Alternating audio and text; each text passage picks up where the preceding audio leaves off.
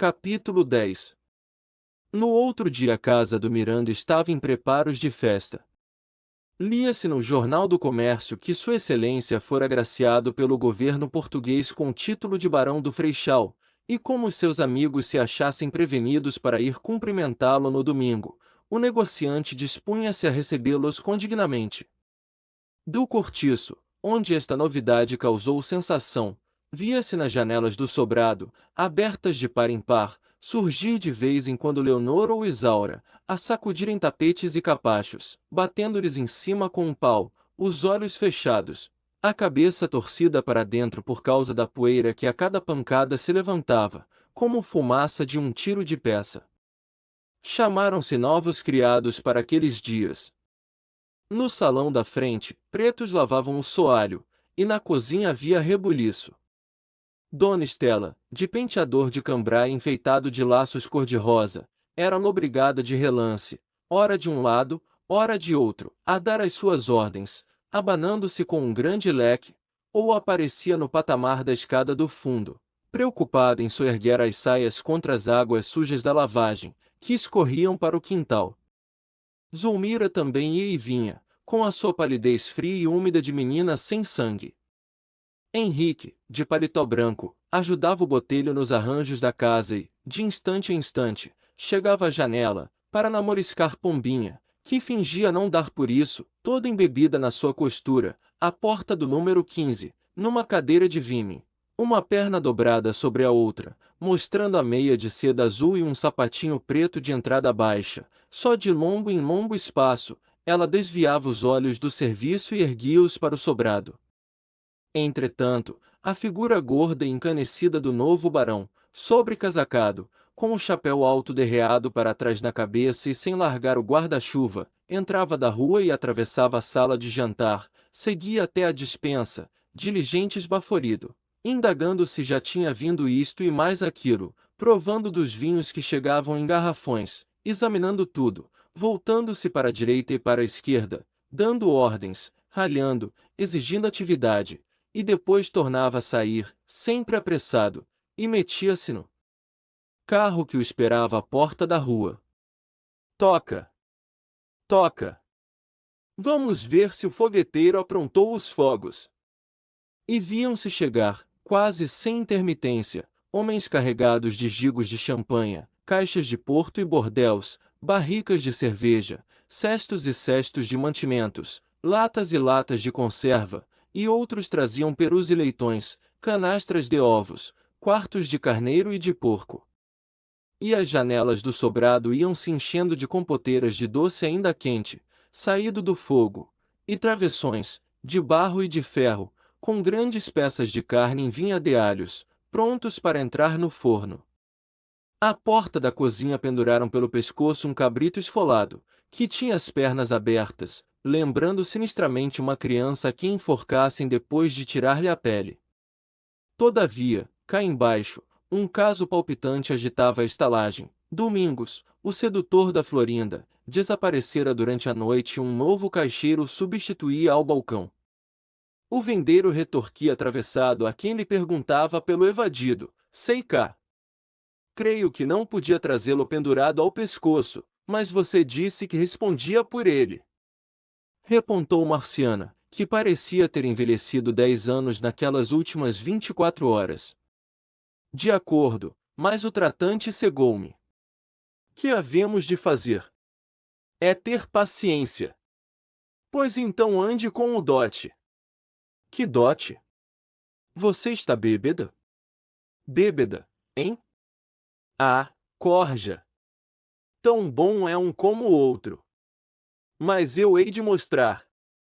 Ora, não me amole." E João Romão virou-lhe as costas, para falar a Bertoleza que se chegará.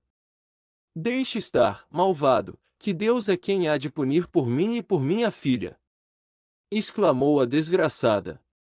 Mas o vendeiro afastou-se, indiferente às frases que uma ou outra lavadeira imprecava contra ele.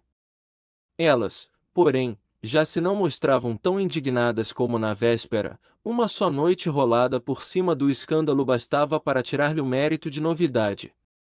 Marciana foi com a pequena à procura do subdelegado e voltou aborrecida, porque lhe disseram que nada se poderia fazer enquanto não aparecesse o delinquente. Mãe e filha passaram todo esse sábado na rua, numa roda viva, da secretaria e das estações de polícia para o escritório de advogados que, um por um, lhes perguntavam de quanto dispunham para gastar com o processo, despachando-as, sem mais considerações, logo que se inteiravam da escassez de recursos de ambas as partes. Quando as duas, prostradas de cansaço, esbraseadas de calor, tornaram à tarde para a estalagem, na hora em que os homens do mercado, que ali moravam, recolhiam-se já com os balaios vazios ou com o resto da fruta que não conseguiram vender na cidade, Marciana vinha tão furiosa que, sem dar palavra à filha e com os braços moídos de esbordoá-la, abriu toda a casa e correu a buscar água para baldear o chão. Estava possessa. Vê a vassoura. Anda. Lava. Lava, que está isto uma porcaria. Parece que nunca se limpa o diabo desta casa. É deixá-la fechada 1 hora e morre-se de fedor. Apre. Isto faz peste. E notando que a pequena chorava, agora deixe para chorar, hein? Mas na ocasião do relaxamento havias de estar bem disposta. A filha soluçou. Cala-te, coisa ruim. Não ouviste? Florinda soluçou mais forte. Ah! Choras sem motivo. Espera, que te faço chorar com razão.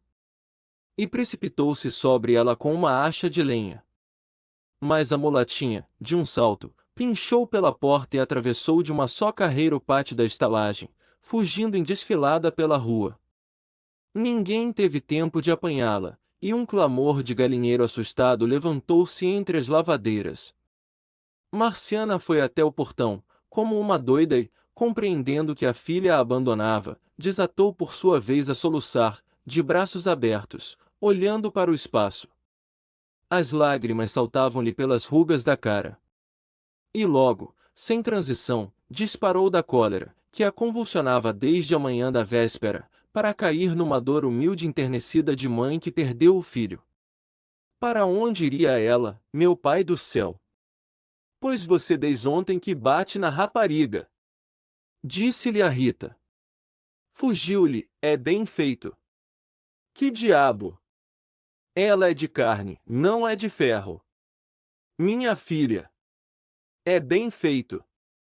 Agora chore na cama que é lugar quente. Minha filha. Minha filha.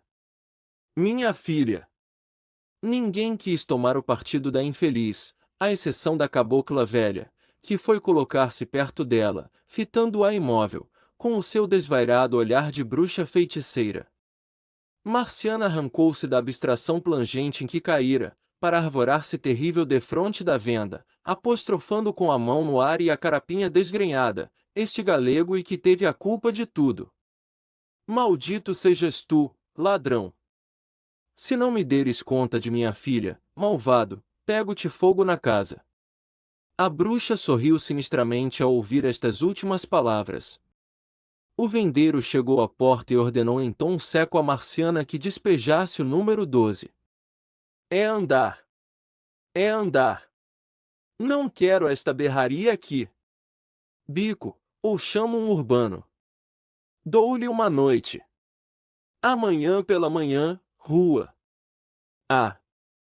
Ele esse dia estava intolerante com tudo e com todos, por mais de uma vez mandar a Bertoleza a coisa mais imunda, apenas porque esta lhe fizera algumas perguntas concernentes ao serviço. Nunca o tinha visto assim, tão fora de si, tão cheio de repelões, nem parecia aquele mesmo homem inalterável, sempre calmo e metódico. E ninguém seria capaz de acreditar que a causa de tudo isso era o fato de ter sido Miranda agraciado com o título de barão. Sim, senhor. Aquele taverneiro, na aparência tão humilde e tão miserável, aquele sovina que nunca saíra dos seus tamancos e da sua camisa de riscadinho de Angola, aquele animal que se alimentava pior que os cães, para pôr de parte tudo, que ganhava ou extorquia. Aquele ente atrofiado pela cobiça e que parecia ter abdicado dos seus privilégios e sentimentos de homem, aquele desgraçado, que nunca jamais amara senão o dinheiro, invejava agora o Miranda, invejava-o deveras, com dobrada amargura do que sofrerá o marido de Dona Estela, quando, por sua vez, o invejar a ele. Acompanhará-o desde que o Miranda vier habitar o sobrado com a família. Viram nas felizes ocasiões da vida, cheio de importância, cercado de amigos e rodeado de aduladores. Viram dar festas e receber em sua casa as figuras mais salientes da praça e da política. Viram luzir, como um grosso peão de ouro, girando por entre damas da melhor e mais fina sociedade fluminense. Viram meter-se em altas especulações comerciais e sair-se bem. Vira seu nome figurar em várias corporações de gente escolhida em subscrições, assinando belas quantias. Viram fazer parte de festas de caridade e festas de regozijo nacional. Viram elogiado pela imprensa e aclamado como homem de vistas largas e grande talento financeiro. Viram enfim todas as suas prosperidades. E nunca lhe tiveram inveja. Mas agora, estranho deslumbramento. Quando o vendeiro leu no Jornal do Comércio que o vizinho estava barão, sentiu tamanho calafrio em todo o corpo, que a vista por um instante se lhe apagou dos olhos. Barão! E durante todo o santo dia não pensou noutra coisa. Barão! Com está é que ele não contava, e, defronte da sua preocupação, tudo se convertia em comendas e crachás, até os modestos 2 vinténs de manteiga, que media sobre um pedaço de papel de embrulho para dar ao freguês, transformava-se, de simples mancha amarela, em opulenta insígnia de ouro cravejada de brilhantes. À noite, quando se estirou na cama, ao lado da Bertoleza, para dormir, não pôde conciliar o sono. Por toda a miséria daquele quarto sórdido, pelas paredes imundas, pelo chão enlameado de poeira e sebo, nos tetos funebremente velados pelas teias de aranha, estrelavam pontos luminosos que se iam transformando em grã-cruzes, em hábitos e veneras de toda a ordem e espécie. E em volta do seu espírito, pela primeira vez alucinado, um turbilhão de grandezas que ele mal conhecia e mal podia imaginar, perpassou vertiginosamente, em ondas de seda e rendas, velado e pérolas, colos e braços de mulheres seminuas, num fremir de risos e espumar aljofrado de vinhos cor de ouro. E nuvens de caudas de vestidos e abas de casaca lá iam, rodando deliciosamente, ao som de langorosas valsas e à luz de candelabros de 1000 velas de todas as cores. E carruagens desfilavam reluzentes, com uma coroa à portinhola, o cocheiro teso, de libré, sopeando parelhas de cavalos grandes. Intermináveis mesas estendiam-se, serpenteando a perder de vista, acumuladas de iguarias, numa encantadora confusão de flores, luzes, baixelas e cristais, cercadas de um e de outro lado por luxuoso renque de convivas, de taça em punho, brindando o anfitrião. E, porque nada disso o vendeiro conhecia de perto, mas apenas pelo ruído namorador e fato, ficava deslumbrado com o seu próprio sonho. Tudo aquilo, que agora lhe deparava o delírio, até aí só lhe passará pelos olhos ou lhe chegará aos ouvidos como o eco e reflexo de um mundo inatingível e longínquo, um mundo habitado por seres superiores, um paraíso de gozos excelentes e delicados, que os seus grosseiros sentidos repeliam, um conjunto harmonioso e discreto de sons e cores mal definidas e vaporosas, um quadro de manchas pálidas, sussurrantes, sem firmezas de tintas, nem contornos, em que se não determinava o que era pétala de rosa ou asa de borboleta, murmúrio de brisa ou ciciar de beijos. Não obstante, ao lado dele a crioula roncava, de papo para o ar, gorda, estrompada de serviço, tresandando a uma mistura de suor com cebola crua e gordura podre. Mas João Romão nem dava por ela, só o que ele via e sentia era todo aquele voluptuoso mundo inacessível vir descendo para a terra, chegando-se para o seu alcance, lentamente, acentuando-se. E as dúbias sombras tomavam forma, e as vozes duvidosas e confusas transformavam-se em falas distintas, e as linhas desenhavam-se nítidas, e tudo se ia esclarecendo e tudo se aclarava, num reviver de natureza ao raiar do sol. Os tênues murmúrios suspirosos desdobravam-se em orquestra de baile, onde se distinguiam instrumentos, e os surdos rumores indefinidos eram já animadas conversas, em que damas e cavalheiros discutiam política, artes, literatura e ciência. E uma vida inteira, completa, real, descortinou-se amplamente defronte dos seus olhos fascinados, uma vida fidalga, de muito luxo, de muito dinheiro, uma vida de palácio, entre mobílias preciosas e objetos esplêndidos, onde ele se via cercado de titulares milionários, e homens de farda bordada, a quem tratava por tu, de igual para igual, pondo-lhes a mão no ombro. E ali ele não era, nunca fora, o dono de um cortiço, de tamancos em mangas de camisa, ali era o senhor barão. O barão do ouro. O barão das grandezas. O barão dos milhões. Vendeiro. Qual? Era o famoso, o enorme capitalista. O proprietário sem igual. O incomparável banqueiro, em cujos capitais se equilibrava a terra, como imenso globo em cima de colunas feitas de moedas de ouro. E viu-se logo montado a cavaleiras sobre o mundo, pretendendo abarcá-lo com as suas pernas curtas, na cabeça uma coroa de rei e na mão um cetro. E logo, de todos os cantos do quarto, começaram a jorrar cascatas de libras esterlinas, e a seus pés principiou a formar-se um formigueiro de pigmeus em grande movimento comercial, e navios descarregavam pilhas e pilhas de fardos e caixões marcados com as iniciais do seu nome, e telegramas faiscavam eletricamente em volta da sua cabeça, e paquetes de todas as nacionalidades giravam vertiginosamente em torno do seu corpo de colosso, arfando e apitando sem trégua, e rápidos comboios a vapor atravessam-no todo, de um lado a outro, como se o cosessem com uma cadeia de vagões. Mas, de repente, tudo desapareceu com a seguinte frase: acorda, seu João, para ir à praia. São horas. Bertoleza chamava-o aquele domingo, como todas as manhãs, para ir buscar o peixe, que ela tinha de preparar para os seus fregueses. João Romão, com medo de ser iludido, não confiava nunca aos empregados a menor compra dinheiro. Nesse dia, porém, não se achou com ânimo de deixar a cama e disse à amiga que mandasse o Manuel. Seriam 4 da madrugada. Ele conseguiu então passar pelo sono.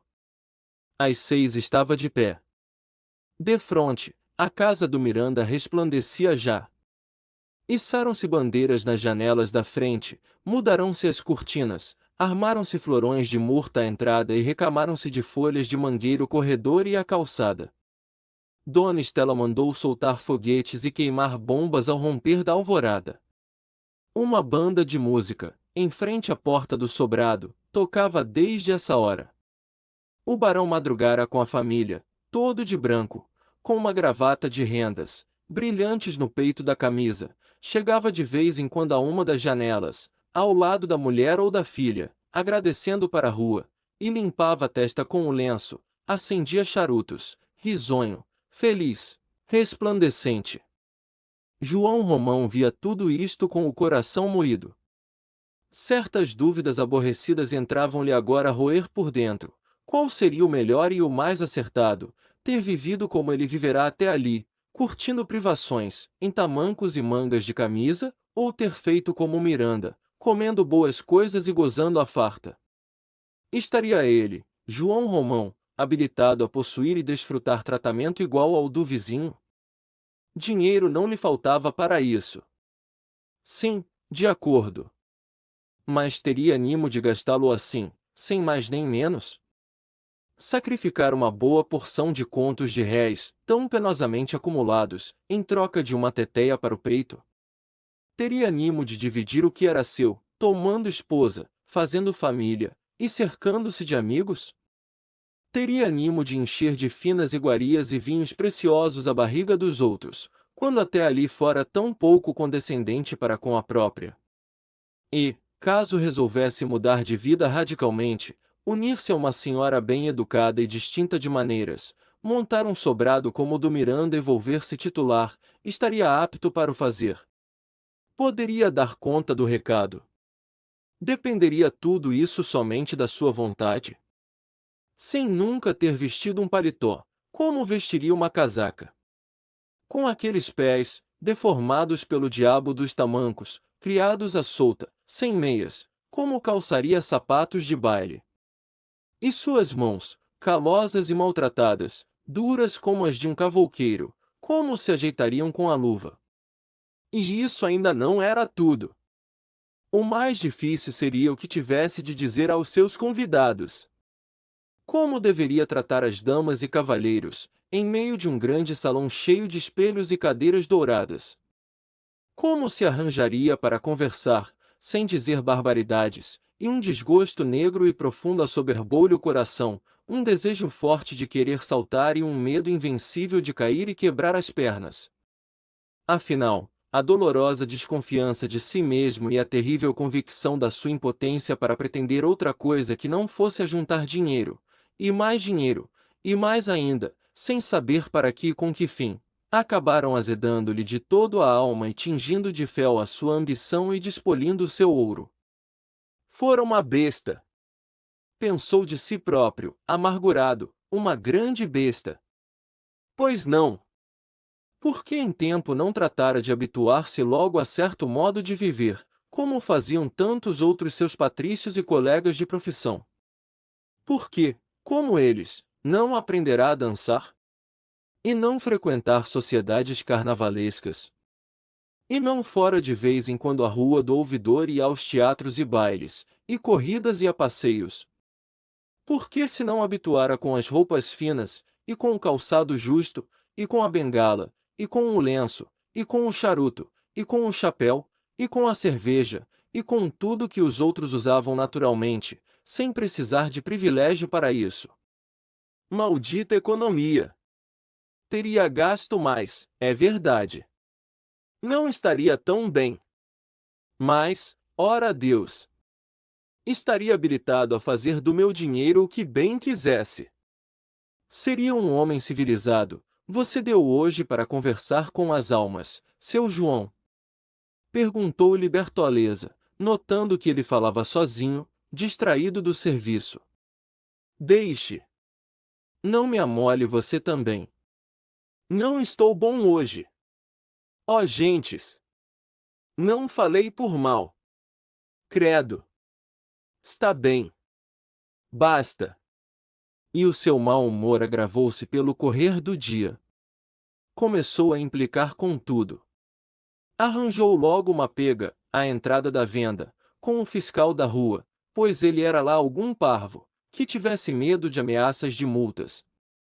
Se o bolas do fiscal esperava comê-lo por uma perna, como costumava fazer com os outros, que experimentasse, para ver só quanto lhe custaria a festa. E que lhe não rosnasse muito, que ele não gostava de cães à porta. Era andar. Pegou-se depois com a machona, por causa de um gato desta, que, a semana passada, lhe fora ao tabuleiro do peixe frito. Parava defronte das tinas vazias, encolerizado, procurando pretextos para ralhar. Mandava, com um berro, saírem as crianças de seu caminho, que praga de piolhos. Arre, demônio! Nunca vira gente tão danada para parir. Pareciam ratas. Deu um encontrão no velho Libório.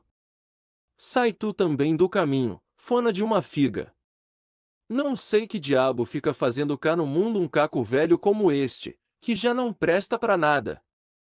Protestou contra os galos de um alfaiate, que se divertia a fazê-los brigar, no meio de grande roda entusiasmada e barulhenta. Vituperou os italianos, porque estes, na alegre independência do domingo, tinham à porta da casa uma esterqueira de cascas de melancia e laranja, que eles comiam tagarelando, assentados sobre a janela e a calçada. Quero isto limpo! Bramava furioso. Está pior que um chiqueiro de porcos. Apre! Tomara que a febre amarela os lamba a todos. Maldita raça de carcamanos! Hão de trazer-me isto aciado ou vai tudo para o olho da rua. Aqui mando eu. Com a pobre velha marciana, que não tratara de despejar o número 12, Conforme a intimação da véspera, a sua fúria tocou ao delírio.